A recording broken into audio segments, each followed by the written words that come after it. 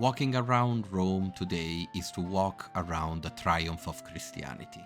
Every street, every square has a church, and every church is more beautiful than the last.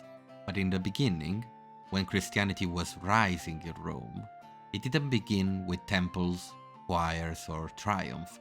It began in the shadows, in the back rooms of Insule, the apartment building Romans built for the lower classes, in the whispers of foreign tongues, in the houses where curtains were drawn tight. The first century, Rome was the greatest city on earth, or at least in Europe. A monument to order, tradition, and pagan gods. It was also the most dangerous place to challenge that order, and yet that is exactly what the Christians did, quietly. By the time Paul wrote his contested epistole to the Romans, contested because some believe it to be a fake, around the year 57 AD, a Christian community was already flourishing in the capital. Paul had never set foot there, but he addressed his letter to a growing network of believers, Jewish and Gentile, meeting in private homes scattered around the city. These weren't the churches as we imagine them today. They were kitchens, courtyards, rented rooms. They were called Domus Ecclesiae, house churches, and they formed the first physical footprint of Christianity in the city that had crucified its founder, the Eternal City. Tradition says Peter came too. He preached, led the Roman Church, and was eventually crucified upside down in Nero's circus. Whether or not Peter ever saw the city is uncertain. What matters is that the early Christians believed he had. They believed Paul had been there, imprisoned and beheaded at the Acqua Salvie, the place now called Tre Fontane, Three Fountains, and they believed their blood had sanctified Rome. The empire's capital, the Eternal City, once the throne of Jupiter and Mars, had become, in their eyes, the city of the apostles. To the Romans, these Christians were something altogether different, suspicious, joyless, and dangerously exclusive. Roman religion wasn't about belief, it was about public ritual, unity. Gods and men had a contract. You sacrifice, they protect. The Christians broke that contract. They refused to burn incense to the emperor, refused to honor the gods, refused even to speak the names of Jupiter or Mars in worship. To the Roman eyes, they were not only atheists, they were traitors to the very idea of Rome. In 64 AD, fire consumed much of the city. And when Nero needed someone to blame, he found them. A class, as the historian Tacitus later wrote, hatred for their abomination. Nero's persecutions were brutal.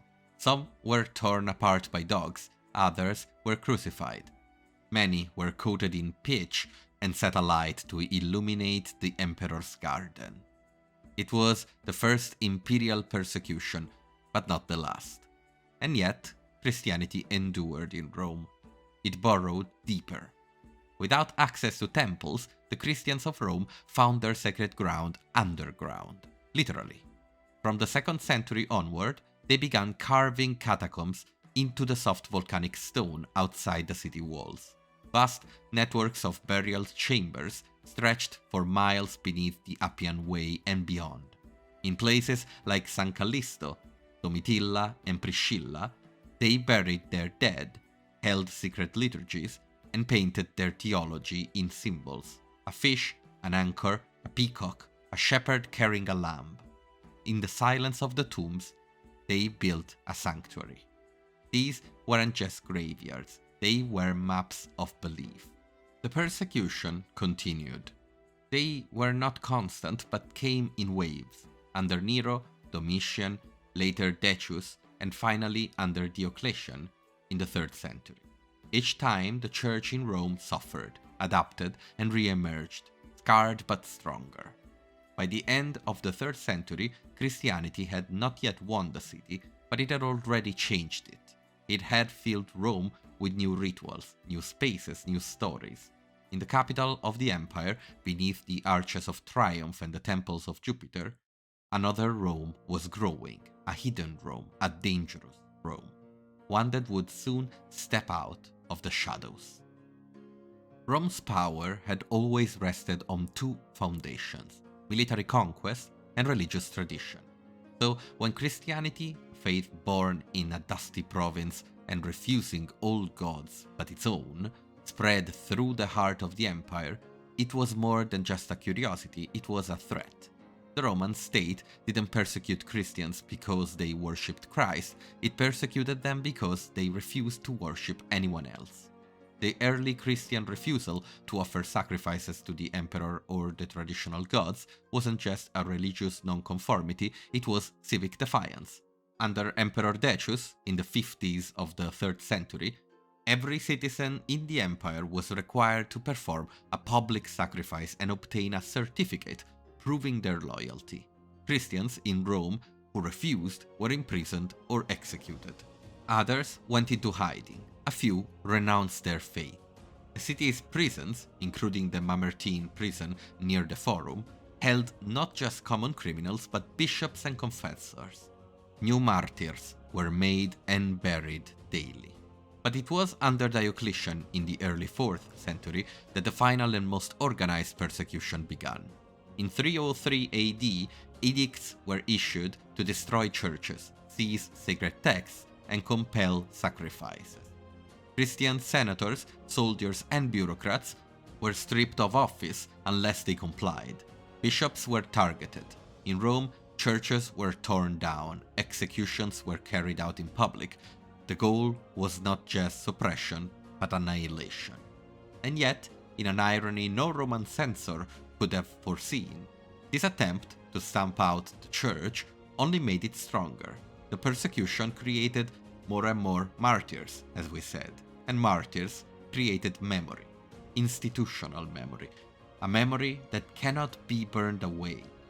Let's take an example. Saint Lawrence, a deacon in Rome. Lawrence was arrested during the Valerian persecution around 258 AD. When ordered to turn over the wealth of the church, he reportedly presented the poor and sick, declaring, "These are the treasures of the church." For that, he was roasted alive. But his tomb became a site of devotion, and today the Basilica of San Lorenzo fuori le Mura stands over it, one of the 7 traditional pilgrimage churches of Rome. Let's consider now Santa Cecilia, Saint Cecilia, a noble woman said to have converted her household to Christianity. According to tradition, she was condemned for refusing to sacrifice, suffocated in her bath, and when that failed, beheaded. Her body, later found incorrupt, was placed in the Catacombs and eventually enshrined in a grand basilica in Trastevere, a neighborhood that had become one of the centers of Christian life in the city. So by killing these characters, the conservative reaction of Rome was creating the basis of tradition for their opponent. Rome was slowly becoming a city of shrines, not officially, not visibly, but in the imagination and memory of the faithful, of the many, especially in the East, who followed Christianity. The cemeteries became sites of miracles and memory. The empire, trying to erase Christianity, had accidentally mapped it across the capital. All of this was ready when, in 313 AD, Constantine finally ended the persecution with the Edict of Milan. What emerged from the shadows was not a scattered sect as it could have been, but a community deeply rooted not just in faith, but in the physical soil of the city. And when Constantine became emperor and declared Christianity a legal religion, the change in the city of Rome was immediate and seismic. The transformation of Rome was not just spiritual, it was architectural, it was spatial. Christianity began to inscribe itself into the very fabric of the city, reorienting Rome's identity, not by tearing down the pagan past, but by gradually overwhelming it, repurposing, and eventually redefining it. One of Constantine's first great acts was to commission a church over the tomb of Saint Peter. He ordered the construction of the first St. Peter Basilica on the Vatican Hill, not in the Forum, not in the old sacred center of the city, but above a humble graveyard across the Tiber. This detached the basilica from the city. It was something new, a representation of change. The basilica was immense, unlike anything the Christians had ever built, and it made a clear statement. The church was no longer in hiding. It now had imperial backing, and it would build in marble and gold. But it didn't stop there. Constantine and his successors began a wave of church building across the city. They erected monumental basilicas over martyr sites, churches like those we already cited, like San Paolo fuori le mura, or San Lorenzo, San Sebastiano, Santa Agnese, Santa Maria Maggiore. Each marked a martyr, a story, a victory. Rome became a city of Christian memory as much as imperial triumph. It is a walk through history you can do even today. Many do it as a pilgrimage, but there is a clear historical narrative going through these churches. Early Christian basilicas adopt and transformed the Roman architectural model of the basilica, a secular public hall used for law courts and civic gatherings. They retained the rectangular plan, the central nave flanked by aisles, the apse at the end, but filled them with Christian meaning. No statues of gods, no altars to Jupiter or Roma, instead mosaics of Christ, pulpits for scripture, sarcophagi of saints beneath the altar. It was not only a shift in decoration, it was a shift in worldview.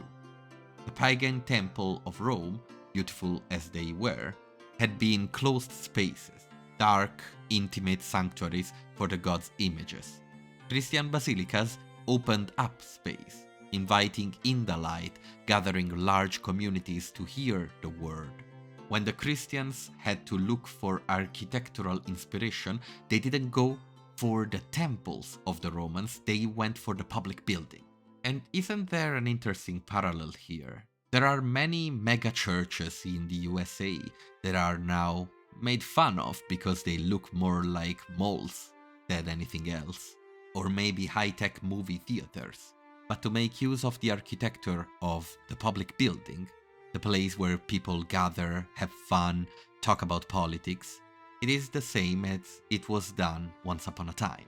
It's easy to us to look at churches today and see only art, while to a Roman it would look more like a tribunal or the DMV, somewhere you go to do what you do in society.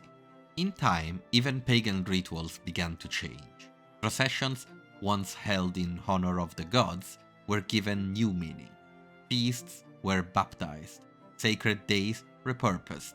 The Pantheon, once the temple of all gods, was consecrated as a church in 609 AD, now dedicated to all the martyrs. The pagan cosmos was being rewritten, one monument at a time. This transformation wasn't clean. There were tensions. Pagans still held office well into the 4th century. Senators resisted, philosophers grumbled, and yet each new church was a marker of inevitability. Christianity didn't conquer Rome by force, it conquered it by memory, by presence. As time passed and imperial authority in Rome first disappeared, since the emperors were in Ravenna, somewhere else, and then was completely destroyed as the Western Roman Empire fell, in the ruins of imperial majesty a new power began to rise. Not a general, nor a senator, a bishop, pastor, a man robed in humility, seated where emperors once ruled. The Bishop of Rome was not always the Pope in the way we imagine him today. In the first centuries, he was one of several bishops across the Christian world, each responsible for his community, each preaching the same gospel. But Rome was never just another city. It was the urbis, the city, the axis of the known world. And its bishop, even before he wielded temporal power, sat in a position of profound symbolic weight. The seed of his authority was Peter. The tradition that Peter had been the first bishop of Rome gave his successors a direct link to the apostles, and by extension to Christ himself. By the 3rd century, Roman bishops were already acting as mediators and authorities in distant disputes. Pope Stephen I weighed in on baptismal controversies in Africa. Pope Cornelius was recognized by bishops abroad as a point of unity during internal schism. These weren't acts of power, not yet, but they were acts of trust. But when the persecutions ended and Christianity gained imperial support, that trust became institutional. The Lateran Palace, gifted by Constantine, became the official residence of the Bishop of Rome. For the first time, he had not just a flock, but a court. Not just priests, but notaries, deacons, scribes. The Roman Church began to mirror the imperial administration, adopting titles, creating offices, managing land. The Church had always been spiritual, but now it was administrative, bureaucratic, and durable. And from Rome, a new level of administration in the Roman Empire spread. Bishops, after all, were everywhere, and both Constantine and his successors knew it very well. At the time of the recording of this video, Pope Leo XIV has just been elected, so it only seems fitting to talk about the first Leo. Pope Leo I, later called the Great, ruled from 440 to 461 AD, and in him, the office of Pope became something more than just a bishop. It became sovereign voice. When Attila the Hun approached Rome in 452, it was not the emperor who met him, it was Leo. The bishop rode out to the king of the Huns and negotiated peace. Legend says Attila turned back because of a vision of angels surrounding Leo. History suggests Leo offered gold and diplomacy. Either way, Rome was spared, and Leo stood taller than any senator. But Leo's greatest claim wasn't political, it was theological. In his famous Tome of Leo, he declared that Christ had two natures, divine and human, united in one person.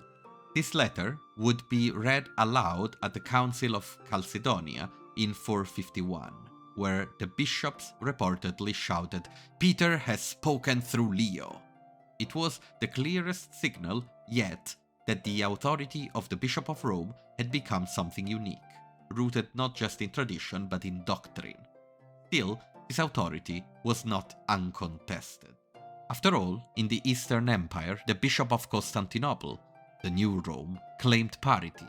The church in Alexandria still saw itself as a theological leader. Tensions flared, councils debated, emperors tried to intervene.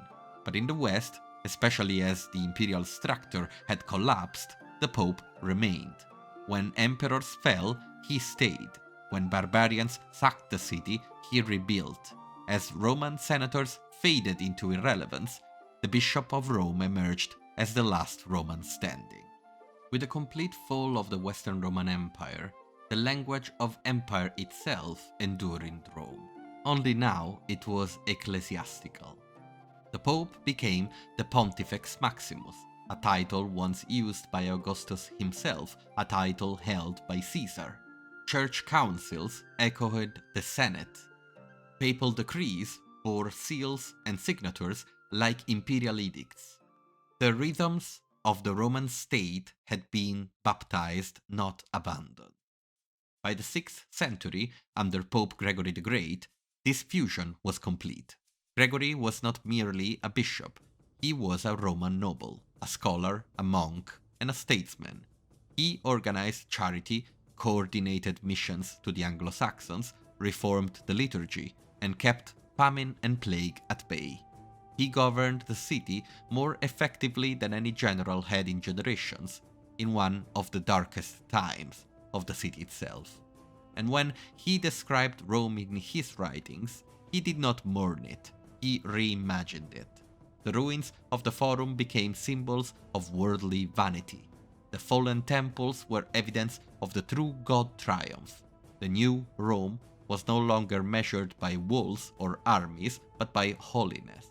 So where many of us would see decay, destruction, the demolition of a city that went from 8,000 people to 30,000 in almost no time, the new Christian elite was capable of seeing rejuvenation, a new world, a new time. This might be irritating to some, but there is power in the ability of seeing the new in a situation you can't really change anyway. And so there it is. The church did not merely inherit Rome, it rewrote it. The martyrs became mightier than the general, the bishops outlasted the emperor, and the city that had once crushed the world beneath its sandals now offered that world a vision of salvation, a new Jerusalem of sorts. That is the legacy of early Christianity in Rome, the rebirth of a city in the midst of the fall of an empire. I hope you enjoyed this Christianity-focused video in the middle of the Rome of the Empire and the Rome of medieval times. Leave a like if you did, and please comment, give me some ideas, whatever you want me to cover. I'll see you soon, and have a good one.